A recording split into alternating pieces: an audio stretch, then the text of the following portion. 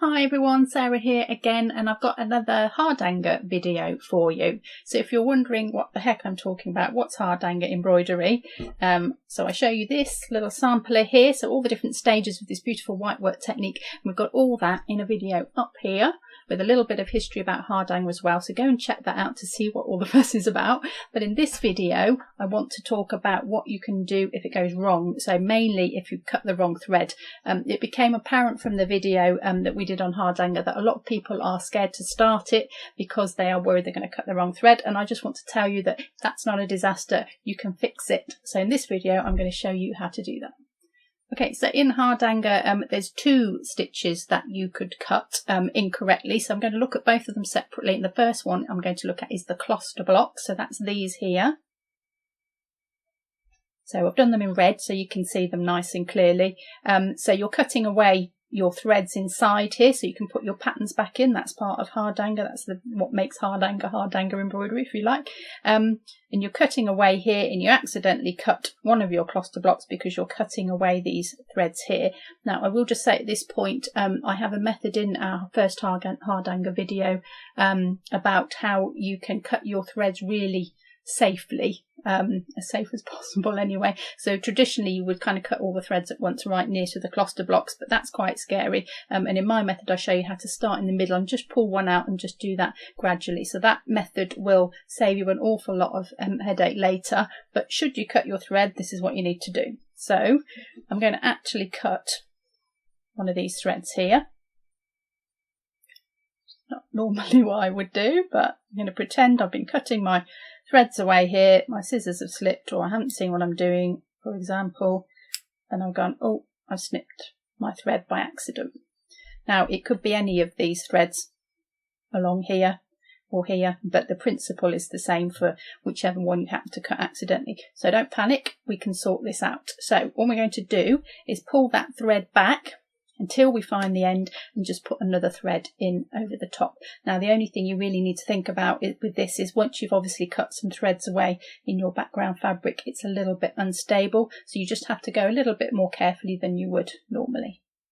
So I'm just going to pull that back, and it should come out fairly easily. So just carefully pull that back with your needle that you've been using, so tapestry needle, so it's not sharp. You don't want to start splitting the threads or anything like that. So I'm going to pull it back that way, and if you stitched it correctly, should be fastened to that one. Now what you can do, if there's enough left to finish off, you can now finish off that thread. So I think I will do that. I'll pull it from the back and I'll weave it through there and through there on the back, and that's that end finished off. But let's just see what the other end's doing before I do that. So there's the other end. Just gently give it a wiggle if it won't come. Now I can do the same with that. It's best to pull out a whole block if you can and not stop halfway through, because that will pull the tension in funny ways. So if you can do a whole block, that makes sense. So I've got enough there to finish off and enough there to finish off. So I'm going to turn that over, and I'm just going to pull those out from the back. So there's the end of one, there's the other. And then you can either thread that in a needle and weave it through, or you can use the loop method that we would use in gold work to pull the end through. So I'm going to try threading it through to see if that works.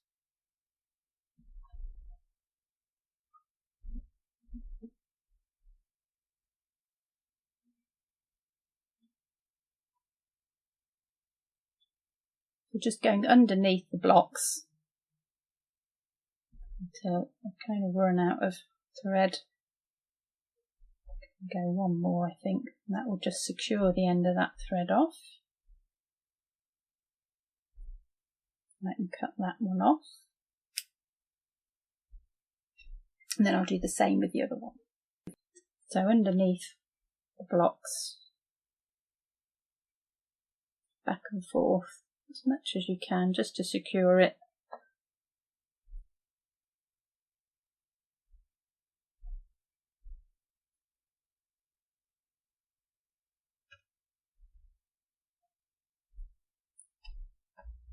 And just cut that end off.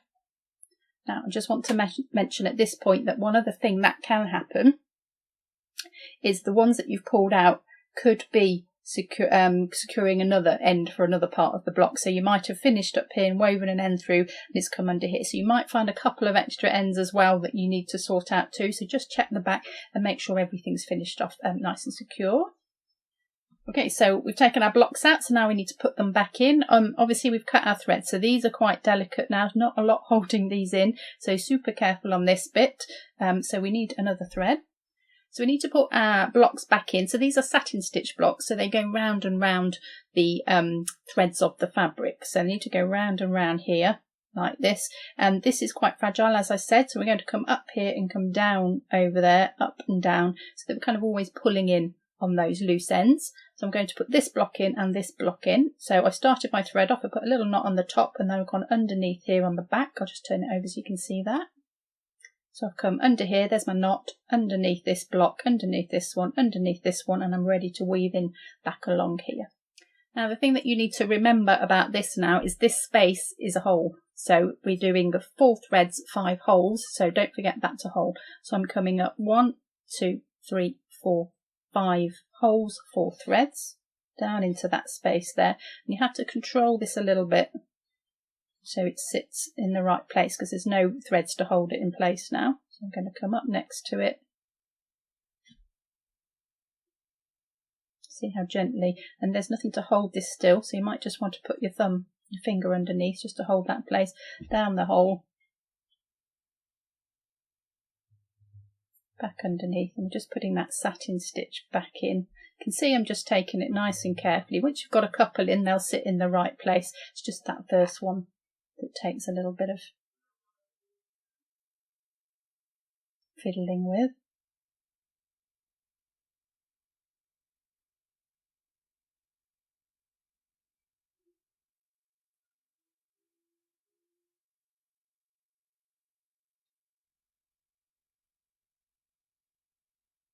Don't pull them too tightly, because that's when we'll start to damage those already delicate threads.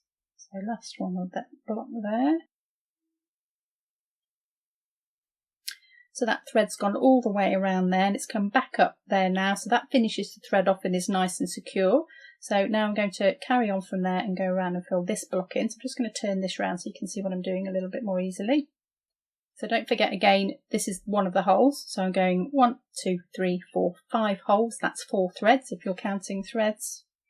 And again, you'll just have to control that one. I'm just holding that underneath with my finger just to keep it in position.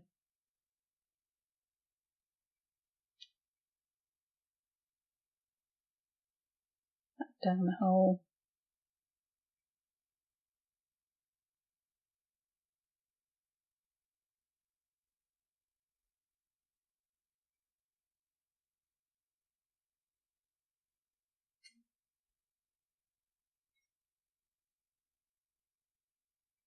Not too tight on those, but just so it's nice, sitting nice and flat, quarter around there. Just because there's nothing securing that in place, so you just have to fiddle with it a little bit, but it's not too difficult, just be patient with it. Fiddle with it until it's right, I would say. There we go, last one down there. Okay, so I'm just going to finish that off on the back. So I've just done this one here, come up there. So I don't want to take this over there because that will pull the thread in a funny direction. I really want it to go back on itself so it finishes off the stitch. So I'm actually going to weave back under what I've just done. We'll see what happens to that thread. Back on itself.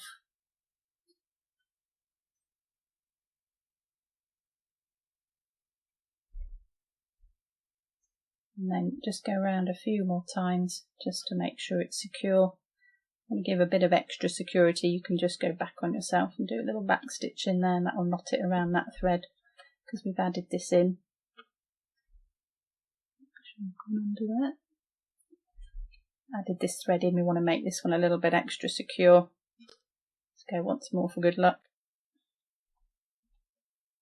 There we go. Cut that off and let's have a look at what it's like on the front.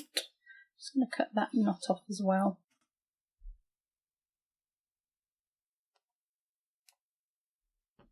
So there we go. So 2 new cluster blocks, one there, and when all your other stitching's in as well, nobody is going to be any the wiser.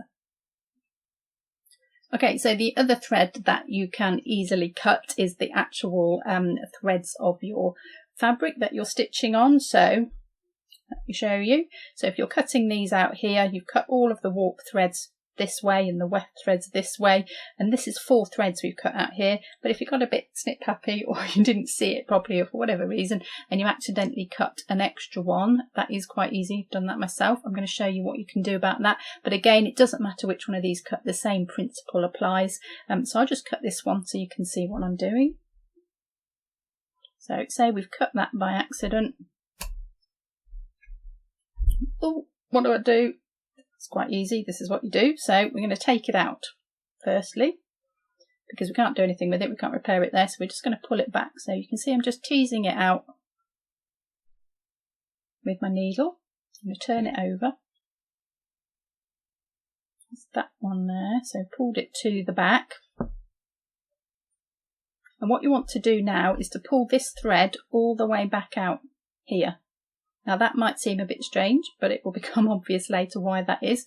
So I need to try and find that thread now, and I need to just pull it back carefully. So I'm going to do that now with my needle.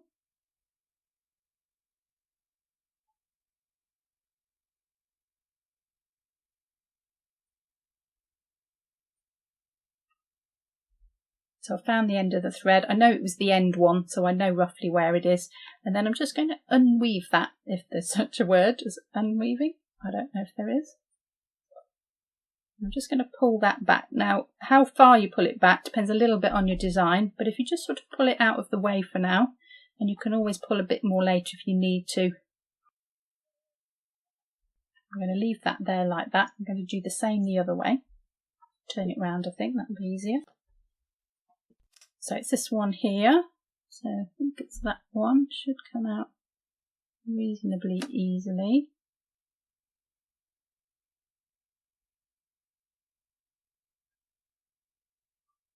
On there.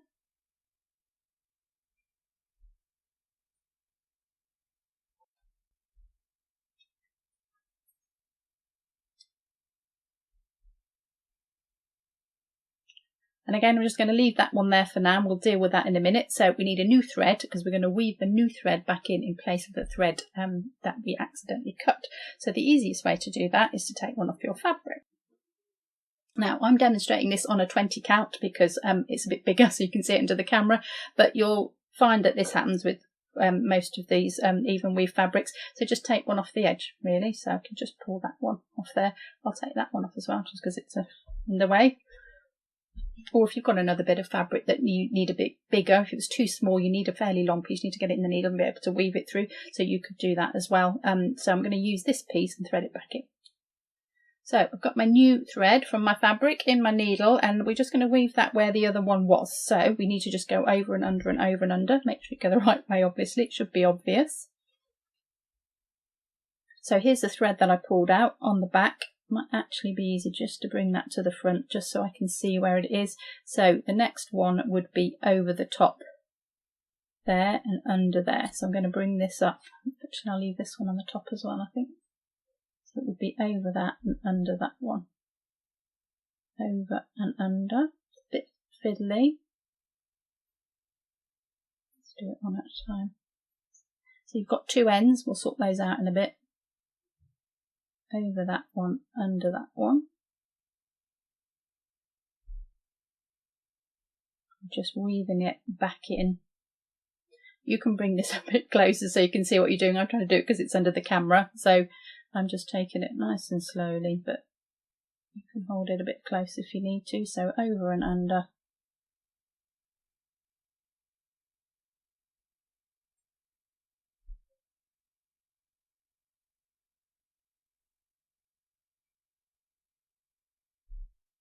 So I'm going to go straight down the side of this cluster block, but the thread actually needs to go inside this one. So I'll show you what happens when we get there.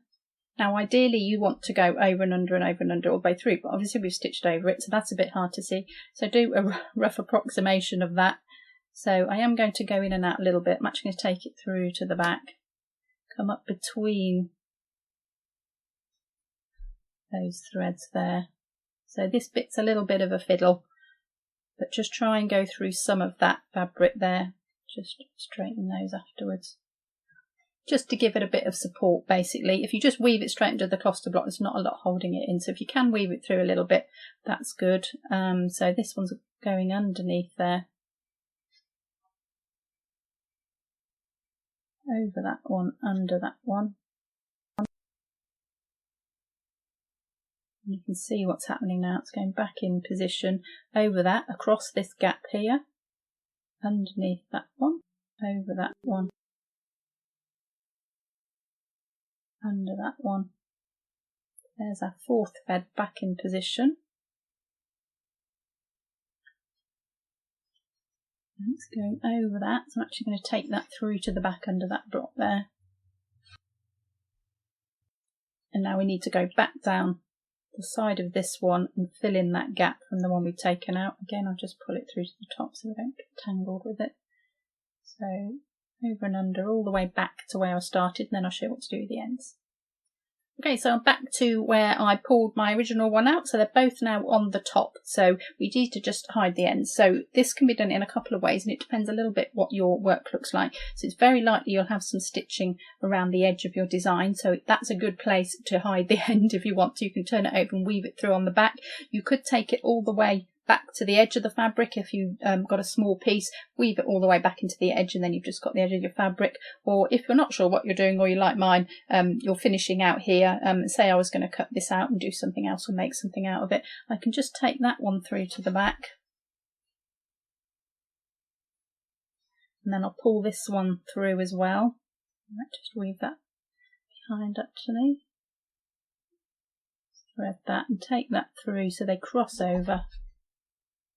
So I've woven it nice and far away from my stitching. It's all nice and secure again, so I can just turn that over and cut those off on the back.